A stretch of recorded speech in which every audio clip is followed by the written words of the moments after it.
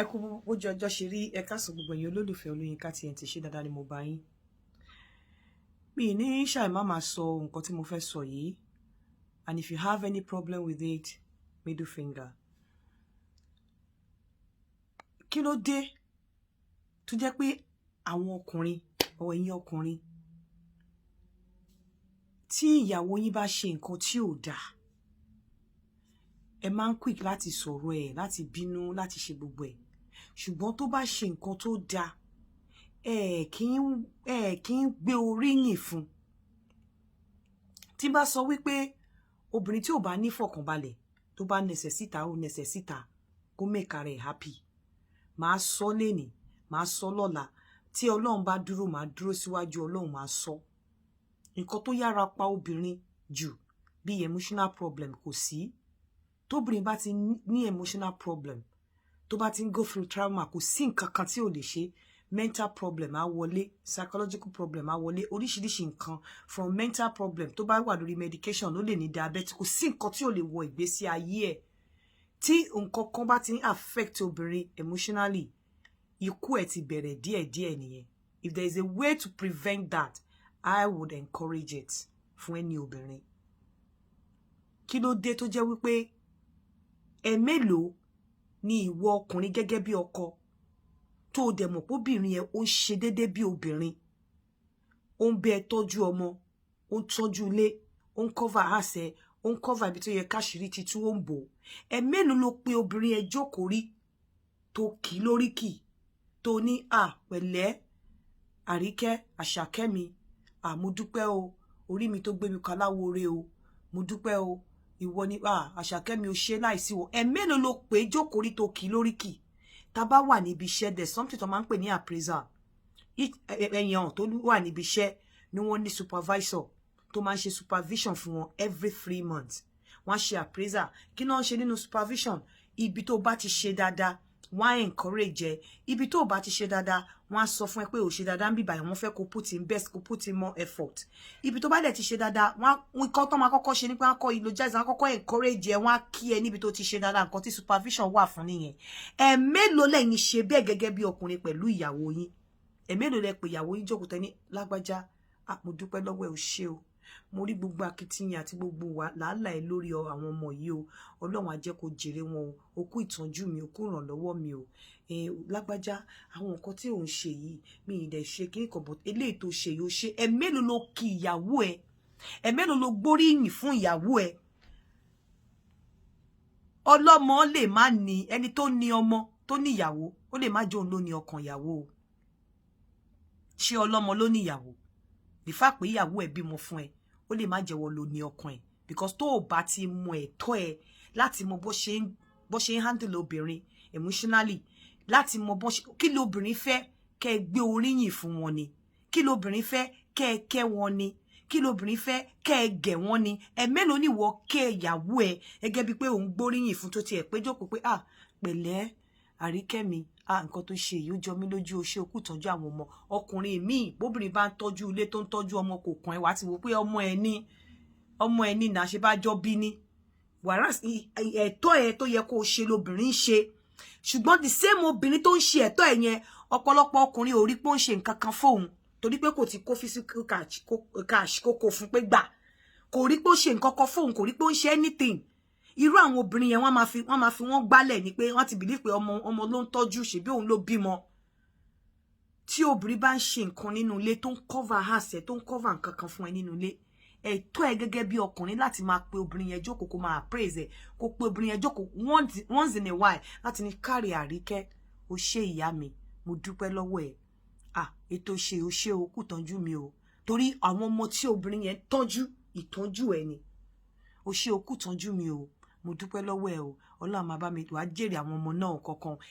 Ní ṣèyìn ọ̀pọ̀lọpọ̀ yín tí obìnrin yín bá ṣe dáadáa, kì í gbóríyìn fún. Ṣùgbọ́n tí obìnrin yín ò bá ṣe dáadáa, ìyẹn lẹ máa ń pòkìkí. Kí náà ń pè ní supervision? Ṣebí supervision ibi tó téèyàn ti ṣe dáadáa, wọ́n á gbóríyìn fún ẹ. Ibi tó ti kù díẹ̀ káàtó, wọn ò ní bú ẹ náà, wọ́n á kàn ní àwọn fẹ́ kó work on this, kó work on this, kó work on that ni. Even àwa tá à ń ṣe placement, ó ní nǹkan tó ń pè, gbogbo àwọn tó ń ṣe placement, wọ́n mọ nǹkan tó ń pè ní first interview, bóyá mid interview ni. tó jẹ́ wípé wọ́n á sọ àwọn nǹkan expectation yẹn, nǹkan tó fẹ́ learn, nǹkan tó fẹ́ learn, tó bá tún máa padà ṣe interview yẹn, ṣé o ti learn yẹn, kí làwọn nǹkan tó ti achieve, wàá kọ síbẹ̀. Ẹ̀yin ọkùnrin, o ò fẹ́ kíyàwó ẹ̀ dókòǹtà, o ò fẹ́ kó lọ síta. Ìyàwó bímọ fún ẹ, ó wà nínú ilé, tó bá handle emotionally, ó lè jẹ́ pé kò wà nílé àsìkò ẹ̀ ní. Ẹni tó bá handle emotion obìnrin dáadáa, òun ló ní obìnrin. Ẹni tí ò bá jẹ́ kí obìnrin banújẹ́, ìdá ọkọ àbọ̀álẹ̀, òun ló ní obìnrin. Ẹ mélòó gẹ́gẹ́ bí ọkọ ilé ló ti tiraka pé obìnrin ẹ wà ní bad mood. Ẹ mélòó ló ti tiraka láti wò pé kí ló ń ṣe. Obìnrin yẹn ṣe nǹkan tó wúyàn lórí, tó wú àwọn ọmọ lórí, ó ra nǹkan fọ́mọ lásán. Ẹ mélòó ló ti fà á mọ́ra tó ti pẹ̀tẹ̀ pé káre Olúyinká, ó ṣeun okú tọ́jú mi torí pé ó ti rà fọ́mọ, ó ti believe pé ọmọ ẹ̀ ló rà fún. Obìnrin ṣe nǹkan sínú ilé, obìnrin struggle. Ẹ mélòó wàá máa nítorí pẹ́pẹ́sẹ́ kan ìwọ náà fi iye kan lẹ̀, èló ló ń filẹ̀ nínú ilé. Òun fi 10,000 naira lẹ́nu ilé, obìnrin gbé nǹkan tó jẹ́ 50,000 ṣe. Ọpọlọ orí ìwọ ọkùnrin ò yẹ kó mọ̀ wípé obìnrin yẹn ló ń gbé ìtọ́jú, kò yẹ kó mọ̀ pé from time to time ó yẹ kó máa gbóríyìn fún. Kátẹ̀ ní pé obìnrin ṣòro, wàá gbóríyìn fún, wàá jẹ́ kó mọ̀ wípé understand nǹkan tó ń ṣe, ó dẹ̀ appreciate ẹ̀. Bẹ́ẹ̀ ọ̀pọ̀lọpọ̀ yín tẹ́ bá ti fi change sílẹ̀, ẹ rò pé ti fowó sílẹ̀ nínú ilé. Tẹ́ bá ti fi change sílẹ̀ kó fi ṣe nǹkan fọ́mọ, ẹ rò pé ti fowó sílẹ̀, kò kàn yín. Ìmí àti ẹ̀ máa ní ṣé wọ́n ló ń bá mi sanwó ilé ni, ṣé wọ́n ló ń bá mi sanwó school lọ́mọ, sanwó school lọ́mọ àti gbogbo àwọn provision àtàṣọ tọ́mọ ń wọ̀. Ìwọ ò ṣe mú yẹn kó jẹ́ kí ìyàwó sanwó school. Wọ́n á kó nǹkan mẹ́wàá sílẹ̀, ẹ ṣe nǹkan ẹyọ kan, ẹ máa gbọ́ pápẹ́ ni pé ẹ ti arrive, ẹ ti ṣe nǹkan kan. Ìyàwó tó dẹ̀ ń ṣe tó ń bò yín láṣìírí, ẹ nípele nǹkan kan kẹtì ẹ̀ eulogize ẹ̀ nípele nǹkan kan, kẹtì ẹ̀ mú orí ẹ̀ wú, kẹ appraise ẹ̀, kẹ fún ní beautiful report about herself, kẹ jẹ́ kó mọ̀ pé láìsí òun kò sẹ́yìn. But ìjọ tí ìyàwó yẹn tó bá yarí, bóyá tó kọ̀ yarí pé ó ti tó gẹ́, tó kọjú ìjà sí yín, ẹ láṣà ni, ẹni kò níwà, ẹni terrible woman. Ìgbà tó ṣe dáadáa, báwo ló ṣe gbóríyìn fún gẹ́gẹ́ bí ọkùnrin? Nítorí change kọ́bọ̀ tọrọ kọ́bọ̀ tó ń filẹ̀, ó ti rò bóyá òun ni obìnrin fi ràn nílé. Ẹlòmíì á fi owó ẹjálẹ̀ a máa jorí màálù, kò ní mọ̀ wípé orí màálù tó ń jẹyàn obìnrin ló ṣe, kò kàn torí pé ó ti fowó ẹjálẹ̀. Ẹlòmíì á fowó ilálẹ̀ a máa jẹ ẹ̀fọ́ rírò tó lákàn, tó gbé dodo hanu, tó lé dénú, owó ilá ló filẹ̀. Kò pọ̀ lórí ẹ̀ ní sọ pé obìnrin yẹn ló ń fi owó kun débi pé kó máa ní ó ṣe ìyàwó mi mo appreciate ẹ, a ti believe pé owó ilá tó fi sílẹ̀ òun lòun jẹ. Ẹlòmíì àfowó tíì Lipton ilé a máa mu burúkutu. O ní mọ̀ pé obìnrin yẹn ló support tó fi mu burúkutu. Wàá rò pé owó tíì tó filẹ̀. Ọpọlọ àwọn ọkùnrin mi ò mọ̀ bó ṣe máa ń gbé obìnrin gẹ̀gẹ̀. Ẹ mọ̀ bí wọ́n ṣe máa ń jẹ́ kí obìnrin feel important. Ìyẹn ò mí pé tó bá jẹ́ kóbìnrin feel important, ó kò jẹ́ kóbìnrin mọ̀ pé òun náà ó mọ̀ rírì òun nínú ilé. Ẹ̀yin ò ní ṣe yẹn, bọ̀ ibi tí obìnrin bá ti ṣe nǹkan tí ò dáa, ibẹ̀ yẹn lẹ máa jókòó tí lẹ máa ní ó rude, ó wà arrogant, ó wà valueless, ó wà ṣe kinní kan, ó ní ìgbéraga. Èyí tó ṣe mélòó ló gbóríyìn fún? Oríyìn ni obìnrin fẹ́. Obìnrin lè bímọ fún ẹ kó wà nínú ilé, o lè máa bátà emotionally. Èmi á dẹ̀ support ẹni obìnrin tí n bá fẹ́ kó ya wèrè. Torí field yẹn ni mo wà, mo dẹ̀ mọ̀ bó ṣe ń lọ. Èmi máa support ẹni obìnrin láti make ara ẹ̀ happy. Tí ìwọ ọkùnrin ò bá deem fit enough láti make ìyàwó ẹ̀ happy. Tó bá jẹ́ pé source of sorrow ló jẹ́ fún ìyàwó ẹ̀, torí tí ìyàwó ẹ̀ bá ya wèrè àbí tó bá kú, you will carry on with your life as a man. Èmi ò ní support obìnrin kankan kó wà down emotionally. Make yourself happy. Mo tún sọ, a woman should be able to make herself happy. If the man fails in his responsibility, make yourself happy. In tó bá ti lè mú yín máa condemn obìnrin yín, in tó bá ti lè mú yín máa bátà obìnrin yín tó bá ṣe nǹkan tí ò dáa, in tó bá ti lè máa mú yín máa sọ síta, máa bínú pọ́bìnrin yín ṣe nǹkan tí ò dáa. Tíjọ́ tóbìnrin yín bá ṣe nǹkan ìwúrí, tóbìnrin yín bá ṣe nǹkan tó dáa, tóbìnrin yín bá wà supportive nínú ilé, ẹ máa pè lẹ́ẹ̀kọ̀ọ̀kan, kẹ máa praise ẹ̀.